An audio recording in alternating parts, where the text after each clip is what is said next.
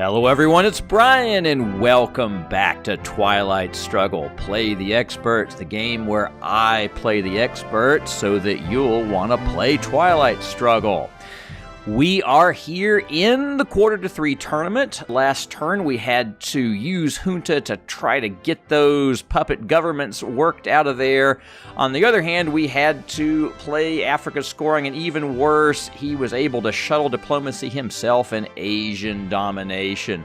That wasn't so good. We did manage to discard Voice of America to the space race, and that part was awesome. Now we got grain sailed, which meant that we didn't have as many cards in our hand, and we weren't able to get rid of the bear trap safely. We did manage to score OPEC as a sort of extra little scoring card. On the other hand, he did get rid of a lot of scoring cards using the ask not for whom your country whatevers.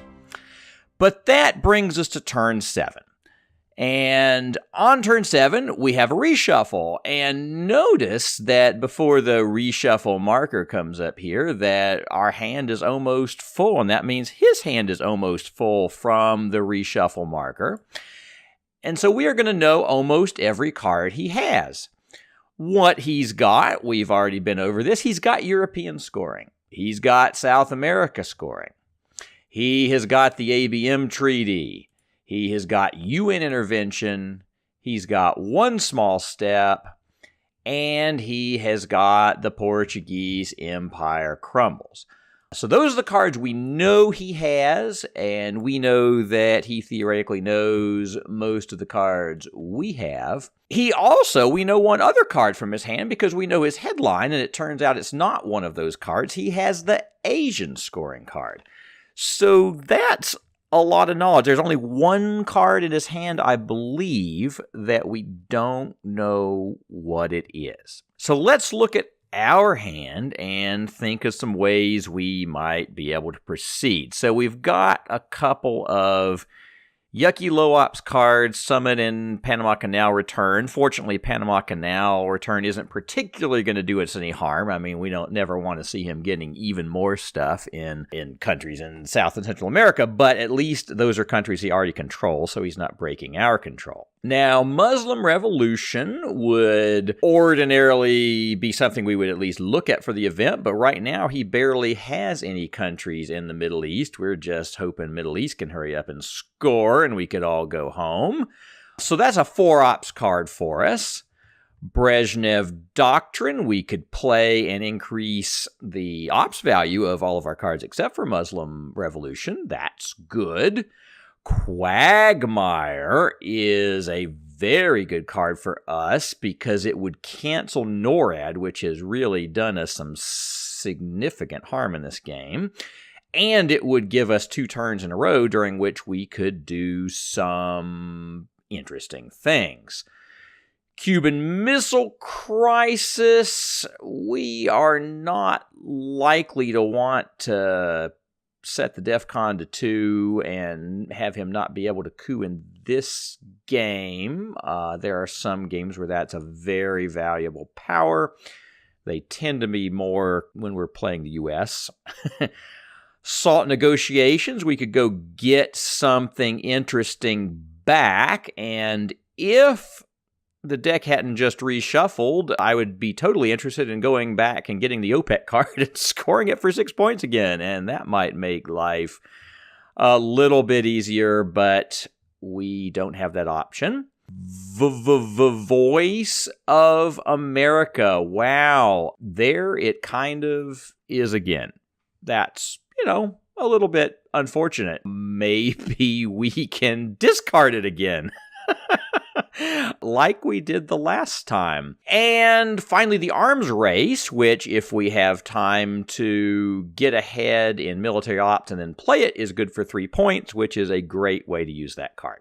So that's a pretty decent hand, actually. Voice of America will apparently, again, be our discard to the eagle. We'll bury it once again in a pile on the moon. It's like those horror movies where the bad guy always has to wake up one last time and be killed one last time. So we need to come up, though, with a plan. And the most interesting plans for me center on how we could run a quagmire and how we could do something about the other scoring cards that he has. Because the scoring card he's revealed, there's nothing we can play. If we had something we could play right now, decolonization, say, then we could just dominate Asia right now. We'd totally headline that, because that would be the best thing to do. But we do know that he has some other things scoring. And unfortunately, those are things that so Europe, he dominates. South America, he's a little bit ahead of us on. And so the question is, can we flip some of those? Could we use the quagmire to flip those, or at least negate those? So that would be either getting to where we could dominate South America, turning that from a wash, or maybe he's even minus or even ahead of us technically right now, into a 5-point domination, or could we eliminate his 5-point domination of Europe, or could we do both? And of course, some of that will depend on how long he stays in the quagmire, and usually he'll get out almost right away. But we'll have had we'll have had our action rounds 1 and 2 back to back, so we can set something up and then do something about it. Although we also have to deal with getting the DEFCON down. Now, if he gets caught in the quagmire for longer, then we can do more things, and we'll look at that. The only other really useful-ish headline, I think, would be Brezhnev, because that would give us a lot more ops this turn. And ops will be good, but I'm feeling like what we need to do here is a quagmire. I think we can make a lot more headway against what's really actually kind of an awkward hand for him with all those scoring cards. He does have some good stuff, so we've got to be ready for the ABM treaty, which at some point in the turn is going to come and try to rip away one of our key battlegrounds. He doesn't have a lot else that's all that great. He may play one small step to have us stop looking at his headline card all the time, because he would jump 2 spaces up, and that would be the end of that. And we'd still be able to do our discarding, because he's well behind us. So he may play that if he's not super pressed for ops this turn. We certainly would like to super press him for ops this turn. So anyway, on that analysis, I think that what I'm interested in doing is going ahead and headlining the quagmire. It gets rid of NORAD. It gives us things in a row to try to screw with his scoring cards before he can score them. And it may give us even more turns in a row if we're lucky. So, headlining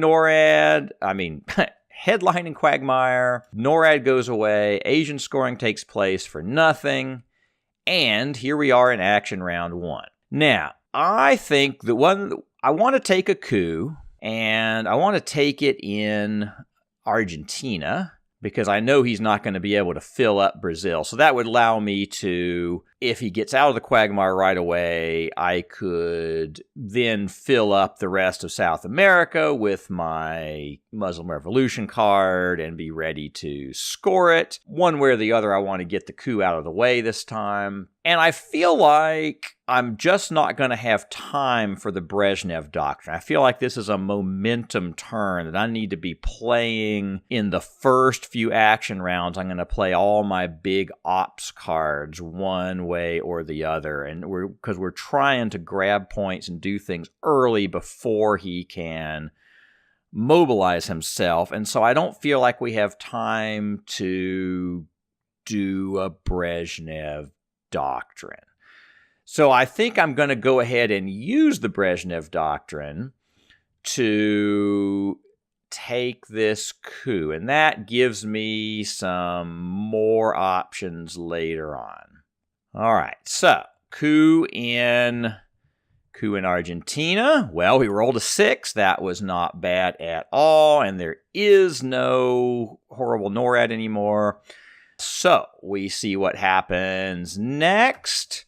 Okay, he's discarded the Portuguese Empire, but he has failed. That's good luck for us. That was only a 1 in 3 chance that he would fail. He has gotten rid of that card he didn't want. And what I'm therefore going to do, I've sat here trying to figure out ways that I could, is there a way to dominate South America and stop his domination from Europe? And so far, I can't think of one that doesn't involve him failing over and over and to get out of the quagmire, which we have to assume that he's not going to do.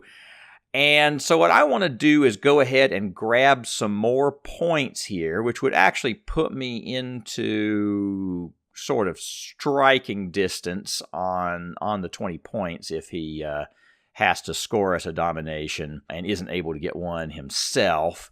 So I'm going to go ahead and take arms race for the points, and let's see how he does.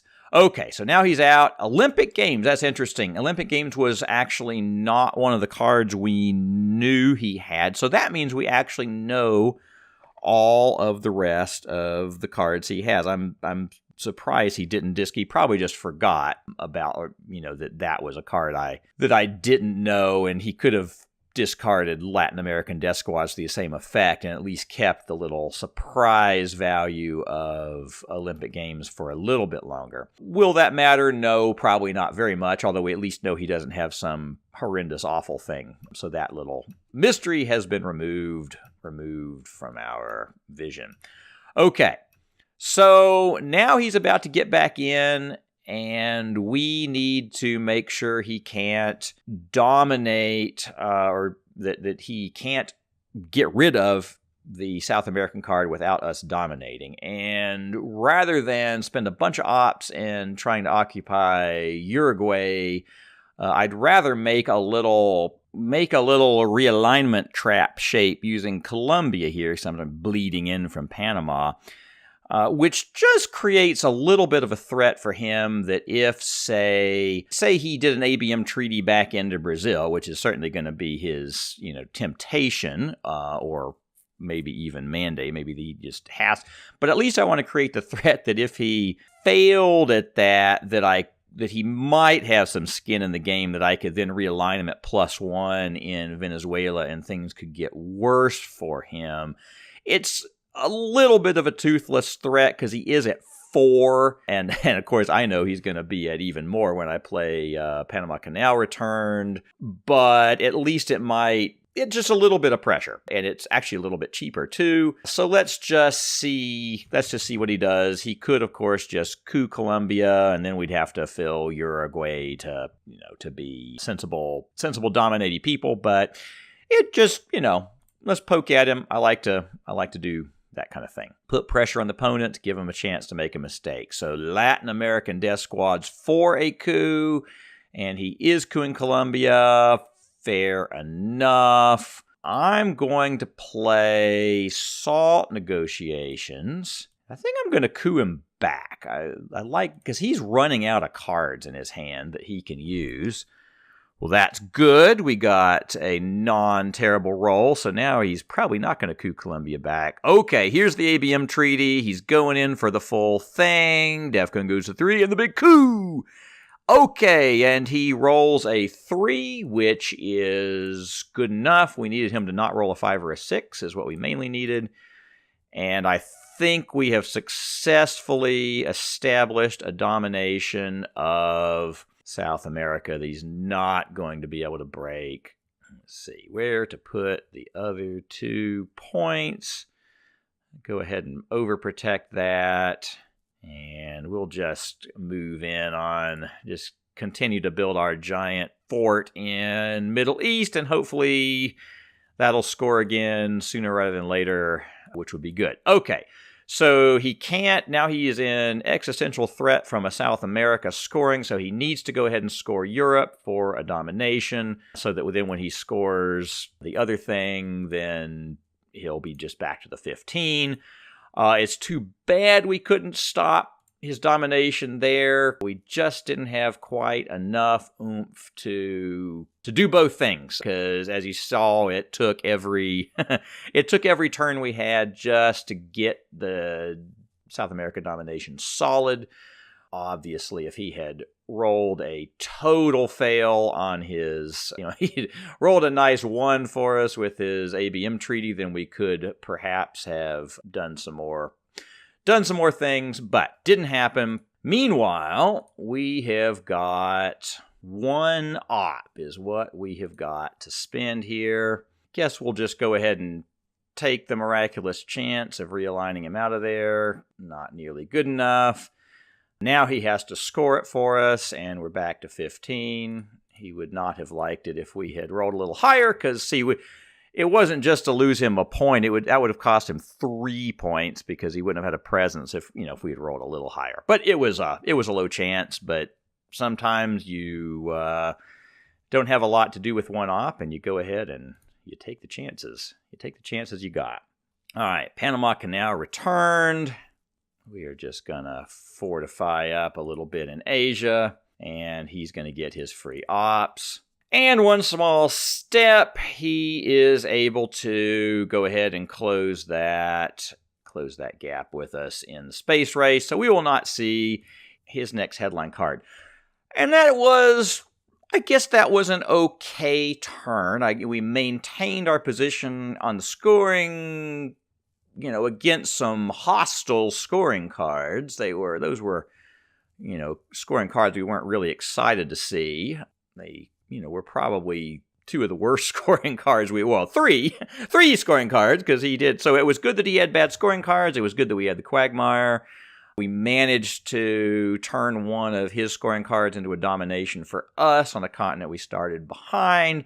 But we did have to eat European scoring, which otherwise we could have, if that had just not been in the mix, if he had, 1 more little small ops card instead, we could have just put this thing over the top. So we go to turn 8, the first turn of the whatever it is called, the late war, and once again, Voice of America has been buried in a deep hole on the moon, hopefully this time never, ever, ever to return.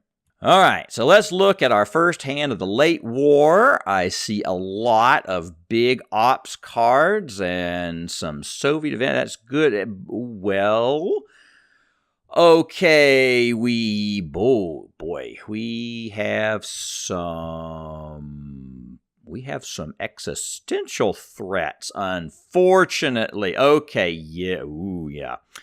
So this hand may actually kill us.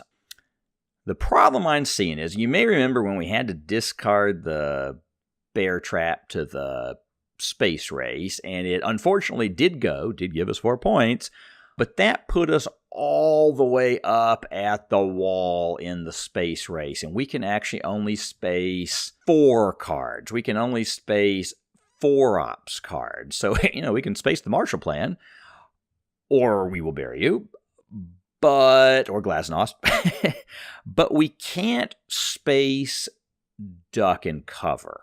And Duck and Cover lowers the def con, and it's his event. Now that would, of course, become our hold card, but we also have Tear Down This Wall. And Tear Down This Wall gives him 3 influence in East Germany, but then he gets to use 3 ops in Europe to either realign or to take a coup. And if he at all suspects we have anything bad in the DEFCON department, then he is likely to take a coup and lower the DEFCON with that. So, in other words, we have 2 cards which, to play them at DEFCON 2, would be suicide. And even worse than that, we have suddenly been redealt 5-year plan, which is a card we would normally in the mid-war we would love to have, because we would use it to get rid of hostile scoring cards. But in this case means that even if we had Duck and Cover and tear down this wall, we could, in theory, hold one of them, play the other either as our headline or as our action round one. So if we get rid of one of these safely, without, well, not safely, but without losing instantly the game in action round one, and then we could make it through the turn, and we would use the eagle has landed in the way that, that's our new hand management scheme, is we could then discard the other one, and we would be free of trouble for the rest of the, well, we would make it to next turn at least, and draw a new hand without any of those cards in it, so that would be okay. And so obviously, he could, in theory, get the terrorism card and knock one out of our hand, which we would have a reasonable chance of knocking one of these cards out. But our hand was, in theory, we had set this up so we could manage a hand with 2 bad cards in it. Or 2 really bad cards, 2 DEFCON destruction cards in it. But we can't really manage one with 3. Because the 5-year plan, if we get down to where we were going to hold one and not the other, so the 5-year plan is going to knock a card out of our hand and execute it. And so we're a little bit stuck here. And so probably this means we're going to lose a game. And, sometimes you you get to a point where you realize, oh, I'm probably going to lose now. It doesn't mean we shouldn't look for ways out. And so the top way out that I noticed would be to win the game before the end of the turn. Because we are, we're in shooting range of that. And so, for example, here would be a play that almost would work, which would be to headline Glasnost, which gives us 2 points, and it lowers the DEFCON to 4. We'll come back to that in a minute. So headline Glasnost, lower the DEFCON to 4, and getting 2 points, taking us to 17, which means that in theory, we would be able to to then play as our next action round. We will bury you, which would in most cases, give us 3 points before his card even took effect, even if he had a scoring card, even if he was headline a scoring card. Well, no, if he headlined a scoring card, then that wouldn't matter because we have to do Glasnost also. But in any event, he wouldn't get another play. He wouldn't be able to play in action round 1 before suddenly the score would go to 20 and we would win. And that sounded all really exciting and awesome until I realized, oh, wait, there's one card we still know he has in his hand because we know he drew it on turn 7, and it's the UN intervention. And that's the card that puts paid to We Will Bury You. So he has got the exact card he needs to end that strategy, and so we do not need to consider it. So it is good to know that in advance, because that means we don't have to, obviously, in some, playing We Will Bury You as an event and then having him play you an intervention, actually that net makes our situation worse because it lowers DEFCON. But it's, obviously you want to look for things like that. If you get up against a wall, look for a different way to win. If you're not going to win on score, win on European control or win on DEFCON or things like that. You got to, try to pivot to the way that you could possibly win the game. So that then means we need to figure out tricksy ways to possibly have a chance of surviving the turn. And the only tricksy way to survive the turn I can think of is to headline Glasnost, which does put the DEFCON to 4, and then we could try to play one of our other 2 cards, our bad cards, and so tear down this wall or duck and cover, and we could do it in a way that looks like a scoring card threat, so that maybe he then doesn't immediately take a coup, and so then we can play one more card and get rid of our last DEFCON card. Now, these are this is leaving aside the fact that duck and cover and tear down this wall are both absolutely terrible for us to play. One of them gives him 3 victory points, or maybe 2 victory points if we play it at DEFCON 4. And the other one, gives him a whole bunch of stuff in Europe at a time when he's probably thinking that European control is one of his few avenues out. He doesn't know that we have this DEFCON problem. He's thinking, shoot, I'm down 15 points and it's turn 8. So he's going to be thinking, how can I arrange, is there some way I can play a whole bunch of horrible solidarities and Chernobyls and whatevers to in some way take over Europe and win the instant victory that way before Middle East scoring comes up. And so this comes at a very horrible time for that. So that is essentially my plan, and since the plan is mostly about surviving, most of these other cards barely matter other than that they give a lot of ops, and so ops will come in handy. Destalinization will let us move 4 things around if we want to move things around. There's esoteric situations that could come up, or it'll just be 3 ops if we need to put new ops in. And in terms of my plan for the turn, if it all comes down to it's just not going to work, then I'm going to at least try to check one bucket list box and go ahead and space Marshall Plaid or something, because I've actually never gotten to Space Station at the end. And I will point out that it's only a 1 in, we have to roll a 1 or a 2 to even get there. But I will point out that it does actually slightly help us with our Hail Mary ways to win the game, because one of the few ways, he could in theory be trapped with both the Middle East card and the Central America card. And if he somehow had to play one for 3 points for us, I'm not quite sure how it would end up only being 3 points exact. But if he had some card that gave us more, 3 or more, but less than 5, then getting 2 points, could theoretically help. Unfortunately, some of the good threatening scoring cards would go. Like if I could get him into a big, if I could get him all feeling threatened in somewhere like Africa or Asia or whatever, then I might be able to convince him to leave the DEFCON where it was, by breaking control of one of his countries in a way that threatened I was going to suddenly be able to execute a scoring card. The problem is the scoring cards that are available, if I have them, I'm just going to play them and they would already win for me, and so he doesn't have a lot of incentive to fight with me. So I'm not sure I'm going to be able to create that particular feint. But once more into the breach, we are just going to have to go with the best thing we've got.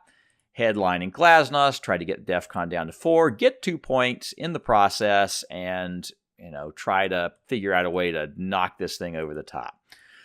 Okay, so he has done the infamous no-brainer American headline of the late war, which is headlining Soviet shoot-down KAL 007 against, when they control South Korea. So they are going to get 2 points and lower the DEFCON and get to put 4 dudes somewhere or take realignment rolls.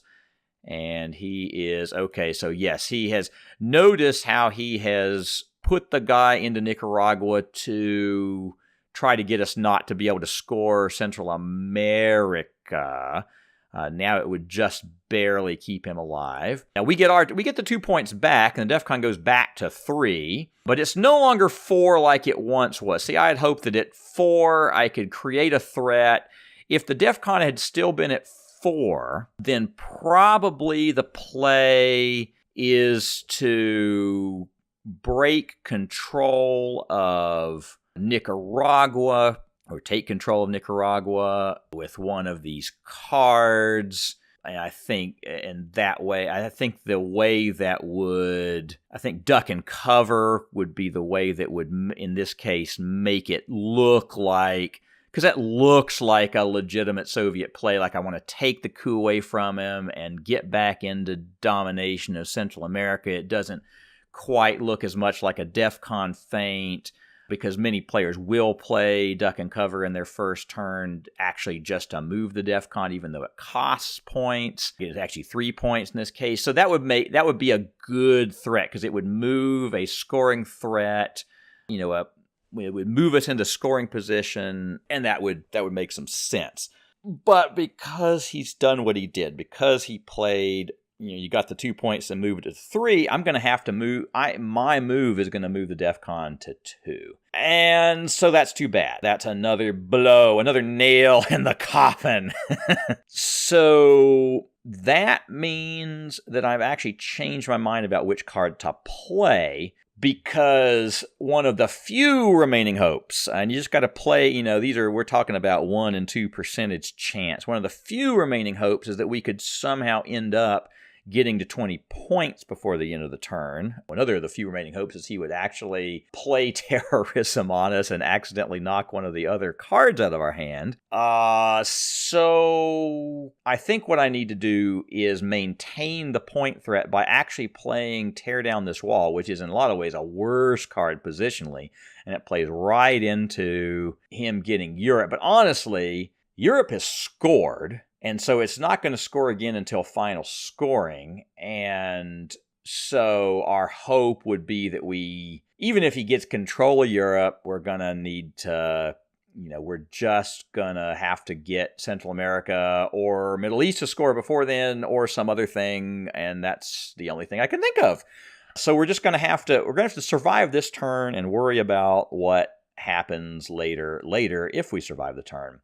So that means playing Tear Down This Wall first, and then there's the outside chance that he'll take realignments instead of a coup, and then not take it. I mean, how likely is that? Not very likely, especially because realignment is not particularly an option. Unfortunately, it's too bad we don't have a slightly worse position in Europe at this point, because then he might want the realignments, and he might go all in for a European strategy and leave the DEFCON 3 long enough for us to ditch one more card, and then we could survive and try to score 20 points before Europe falls.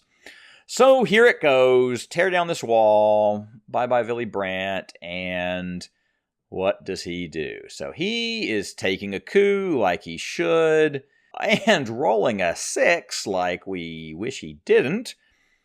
So he has caused us massive damage in East Germany, which just adds to our European woes. And now we can try to do something. And so I guess we're just going to go ahead and take Nicaragua back and maybe make that look threatening. But no Chernobyl for the event. So he's going for Europe, and he says, well, if you got the Central American scoring card, just go ahead and play it. And he is going all Europe. So we are no longer allowed to put guys in Europe because we can't do a play influence action in Europe to add guys there. And this is actually one of those esoteric situations where de-Stalinization can come in handy late war, because it allows us to move influence through the event. And so we can go ahead and pick up extra influence around the map, which actually we don't have a lot of extra influence. So it's mostly going to come from Europe itself. But all we care about is not having him control. We're never going to stop his domination. We just want him not to have absolutely everything. So we're just going to take these guys. We can only put 2 per country, so we'll move 2 back into East Germany, and we will desperately try to fortify Poland with the other 2. So, fighting suddenly a retrograde defense on all other fronts, because the scoring cards have abandoned us this turn. All right, there's War Games. We would have liked that card. That would have made for maybe not necessarily a much shorter game, but a different outcome than the one that we appear to be headed for. So he is filling up Europe, going for one of his various Hail Marys. We're just going to go ahead and accept him into Saudi Arabia. Go ahead and put that back. Not that it's likely to matter. Make futile attempts to feint in Central America. He plays Solidarity. Well, it's fun to watch a successful little European thing going on here. Ironically, only a footnote. One of the reasons I'm having so many problems in Europe is that I played Tear Down This Wall, and I played it for influence, and I didn't even put in the influence in Europe, because of course I could have just put the 3 back, and I would have had control of East Germany. But I was really more concerned with surviving the turn, which is why I went for the coup over in Central America. I was trying to get him to not, to leave the DEFCON alone. But that didn't work out. So too bad. But anyway, I would have, if I was not having a DEFCON cry, I guess what I was saying is I would normally have just put the 3 back in East Germany, so I at least have controlled that, and he would have had, I guess that gives him 4 more ops he has to put in to, in the end, gain control of Europe. But anyway, now it's a race between 2 irrelevant goals, which is my scoring and his European control, because what we kind of know is going to happen is actually a nuclear war. So we will just play this Marine barracks bombing and make another futile threat. Look, you don't have a presence in the Middle East. Oh no! Fear 5 foes, come! Do something about this. Do something rash. Please do something rash. Like play the Middle East scoring card. That would help. That would be just fine. The China card. And he is going to pour it all into Europe.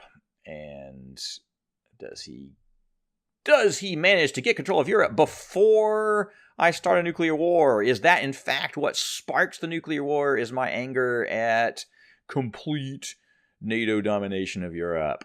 Just like they always warned. Well, let's just take control of the Middle East. How about that? Just because it looks nice to have control of something. All right. And what is coming next from him?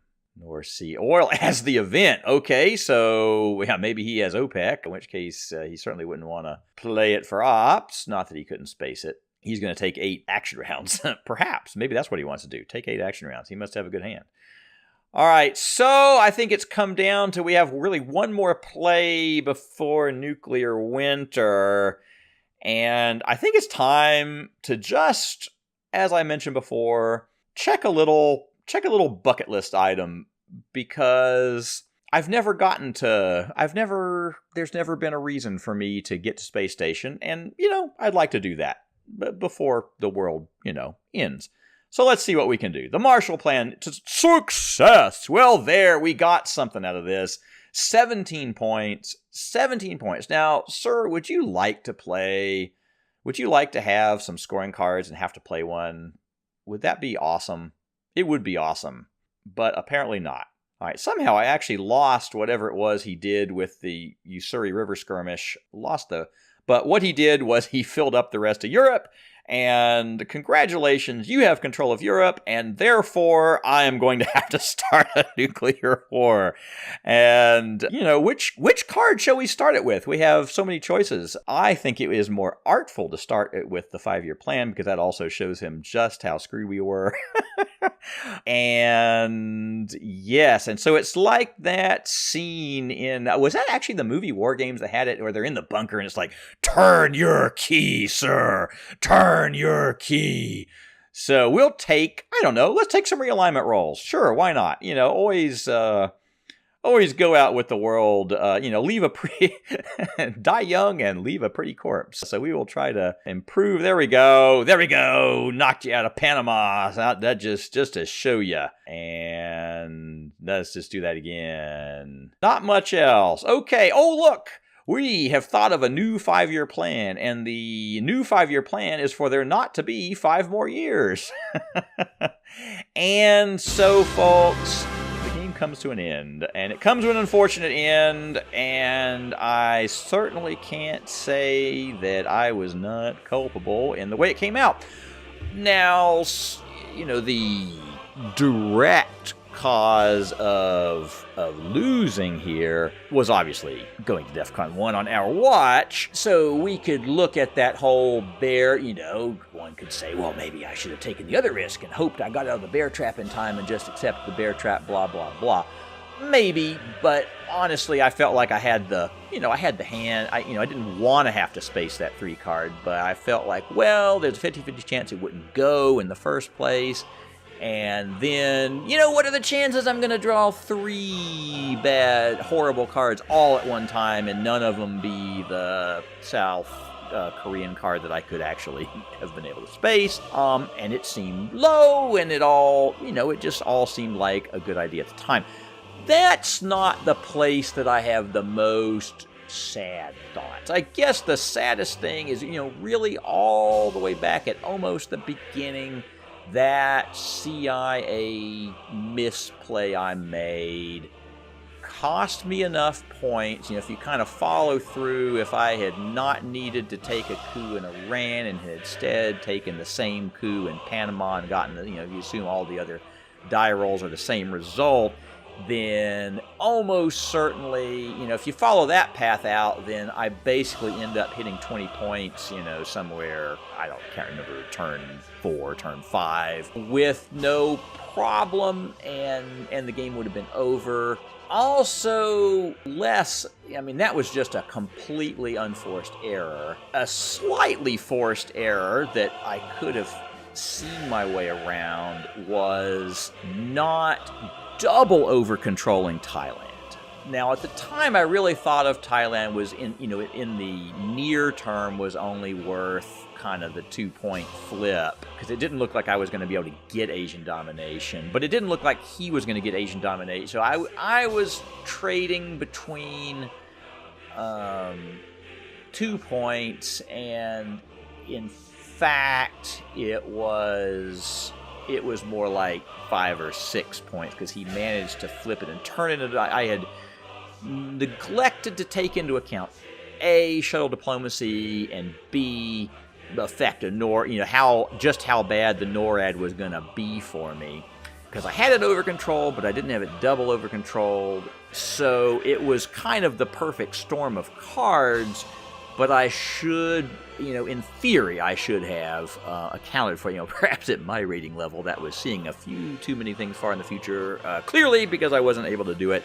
And I should have had double over control in Thailand. So let this be a lesson to me. But those were the 2 things that, just from looking at the board position, I feel like, even without hindsight being 20/20, I feel like in those positions, I should have done I was wrong to make the move I made with the information I had at the time. In the first case, it was just a total terrible mistake. In the second case, it was a technical mistake, but it was really hard to see. I had to see through NORAD and shuttle diplomacy and all of that stuff, whereas he just had to get, dealt those cards and then play them, so sometimes some of those cards, do put a burden on the Soviet player, which I suppose makes up for the fact that the Soviet player has so much momentum early in the game. And in any event, I have been unable to overcome that. But either of those errors, if I hadn't made them, it looks like, and of course, a change in my play might have made a change in his play, and a change, you don't know how the butterfly's wings would flap. But looks like either of those things would have saved me, the key 3 and 5 points respectively, that would have gotten me to 20 in time before the DEF CON caught up with me. So I would like to congratulate my opponent, who has not only done an excellent job defending. I mean, honestly, that was excellent defense against a whole bunch of scoring momentum, and he managed to stay in there, sometimes by the skin of his teeth. And I can only really think of one thing I thought was maybe, from my point of view, that was maybe a not optimum play by him, and that was on the very first turn.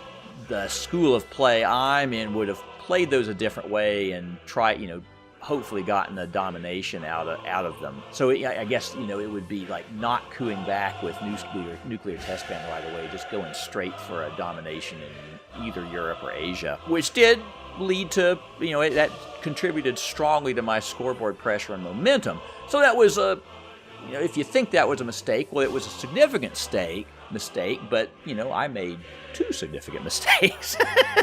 And so that's perhaps how we find ourselves where we are today. But apart from that, I thought his defensive game was magnificent. And at the end, you saw his cool little surge into Europe, which, illustrates if you're totally behind on the normal way to win the game, then look for a different way to win the game. And so that, he was doing that very well, and he kept all his options open, and he has won.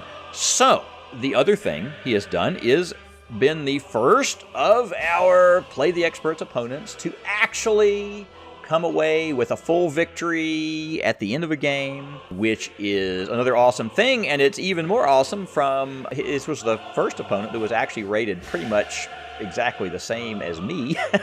Ironically, I was really expecting some of those earlier opponents to just totally paste us. Obviously, Sankt was on his way to probably doing just that. But anyway, I have another game underway with another opponent rated up in the 2000s, and we will get back to that soon. I've got some summer vacation trips and house guests coming up, so there might be a somewhat longer hiatus than usual in between games. But then as we get back toward the school year, we will get back into pounding it out on Twilight Struggle. Play the Experts.